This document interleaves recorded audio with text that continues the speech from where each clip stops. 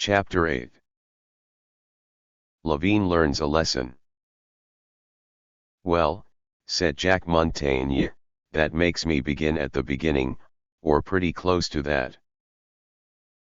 Mind you, I don't expect you to believe me, but I'm going to talk so's you'll stop bothering me. Start with when I got to the Zeller house, and make it brief. It runs like this. I didn't have a cent. I had to get a place to sleep, and I wanted Chuck and wanted it bad. Besides, I hated skunks that would have turned a gent out into a storm like that. So I made the Zellers give me Chuck. While I was eating, the old man came in and called me a crook, or words to that effect, and right after that young Zeller took me up and showed me into a room. I was so sleepy I didn't take off my clothes. I hit that bed and was off in a flash. A scream woke me up. I jumped out of my room and found a light shining under the door of Benton's room. I smashed that door, when I found it was locked, because, inside that room, I heard a scampering of feet. When I ran in, there was nobody there, but old Benton was lying dead. The chest was open, and the papers were ruffled a good deal. I went downstairs and called Mrs. Zeller and her kid. They came up and looked. Then, while I was talking to the kid, Mrs. Zeller sneaked out. I went after her in a minute, and I heard her telephoning the sheriff, so I knew her plan was to send Larrabee after me. I was alone. I knew that both the woman and Gus would swear their lives away to stick me for the murder, because that was their only way of taking suspicion off their own shoulders, where it belongs. What was my word against both of theirs? I didn't wait. I grabbed my hoss and started. The sheriff followed. You know the rest. As he concluded, Fitzpatrick Levine smashed the pad to the floor. That's your confession, is it? Yes. By heaven, I've a mind to let that mob in. Listen to M. Outside, the crowd set up a fresh clamor, surging toward the jail. For half an hour the good men of Boontown had been shouting to keep their anger alive, shouting to find a leader. I hear M, said the prisoner, and I'd a pile rather face them than face you and your crowd in the courtroom. The lip of the district attorney curled. He cast one glance at his henchmen, and they rose instantly to the occasion. You skunk, said the red-headed man at Jack's right. Take this to teach you manners.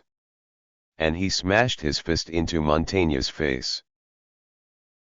The impact toppled man and chair. He was jerked to his feet, and the district attorney, first making sure that the prisoner was securely penny-woned on both sides, stepped close and shook his fist under the nose of Montaigne. There's more of the same stuff coming for you, he said, unless you stop lying and tell the truth. Are you ready to talk? It was only the beginning of the third degree, it was only the beginning of that process which Fitzpatrick Levine loved above all else. In the meantime, he watched, fascinated, the progress of a crimson stain rolling down from the mouth of Jack Montaigne. The stain was doubly red, because Montaigne had suddenly become deathly white. At sight of that badge of fear, the heart of the district attorney leaped with pleasure. I've told you the truth, he said, and I ain't going to lie even to give you the pleasure of hanging me. But, don't have one of these gents hit me again. In reply Fitzpatrick Levine smiled slowly, as a connoisseur smiles when he inhales the bouquet of a favorite vintage. He raised one finger, and this time the black-haired man, at Montaigne's left, acted. His burly fist drove home with a sickening impact. Jack went down, his head striking the wall. He rolled forward on the floor and lay quiet. "Pick him up," said Fitzpatrick Levine. "I'll teach the dog to threaten me." "You heard him threaten me, Dick." Dick grinned and, reaching down, jerked Montaigne up with one exertion of his burly arms. But it was like lifting a wildcat.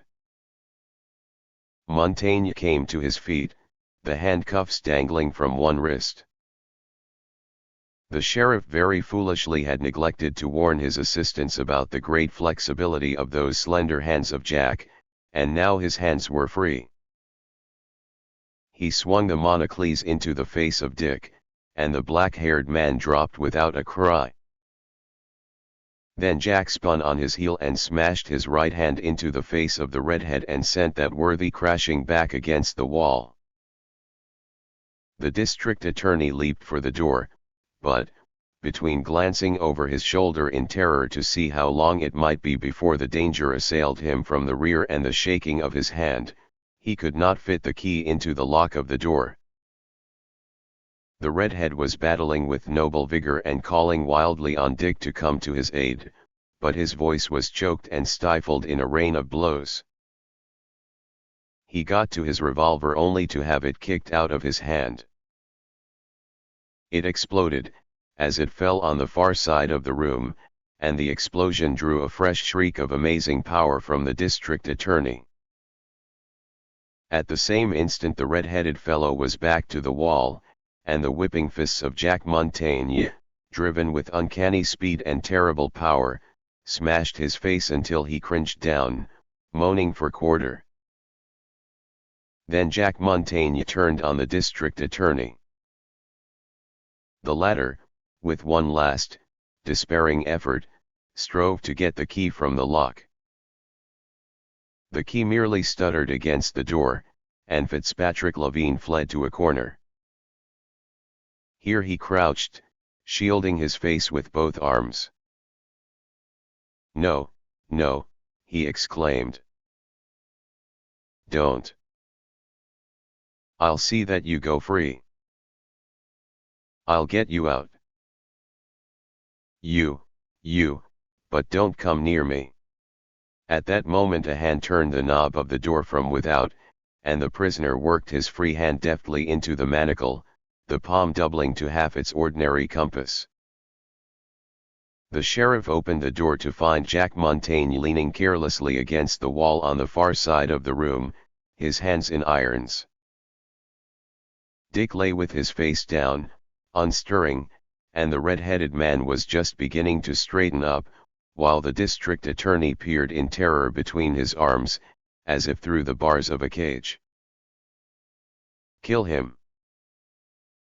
Kill the devil!" Fitzpatrick Levine yelled. "He's tried to murder me. He's tried to murder us. He got those handcuffs off and—" "What," demanded the sheriff sternly, "have you been doing with him in here?" "What my office compels me to do, trying to get a confession out of him." "And the devil?" "How," said the sheriff, "did he get his lip cut?" "He attacked us," began Levine. "He attacked the three of you, two of you with guns, and him with none?"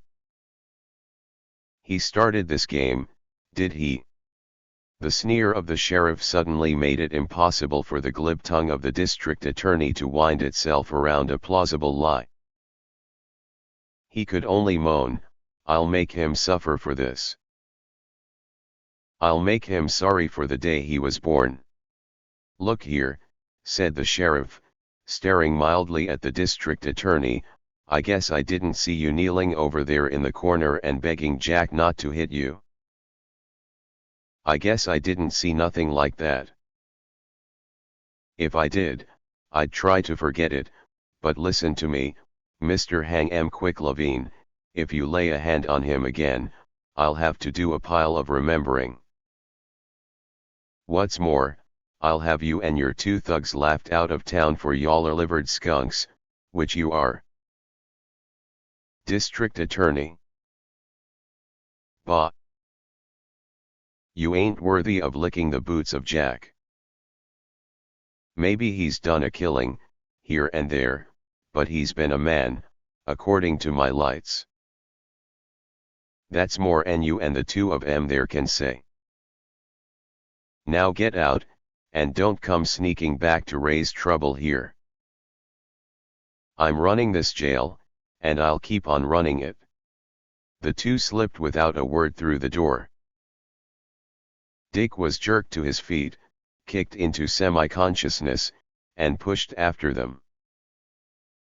Then the sheriff, turning his back on the terrible man-killer, asked him to follow. And Jack did follow very meekly back to his cell, where the monocles were gravely unlocked and removed. There the sheriff spoke to him for the first time. "I'm sure sorry," he said, "that you got your lip all cut up." He proceeded to the front door of the jail, took from one of the white-faced guards a double-barreled shotgun and, with this terrible weapon under his arm, stepped out in full view of the milling crowd. He waited until the hoarse roar subsided. In that roar they were demanding Jack, the murderer of old men. "Gents," said the sheriff, "I'm plumb tired out today, and I'm trying to get a nap. You folks bother me a lot. Matter of fact, I got to have sleep, and you're disturbing the peace. So, get off this street, pronto." Up went the shotgun, and the sheriff looked about him. It seemed to every man in the mob that Larrabee's keen eyes were glaring at him, as at a ringleader, and then the gaping mouth of the gun pointed down at him. The crowd wavered, split in the center, rolled away on both sides, and vanished. The sheriff spat upon the steps and re-entered the jail.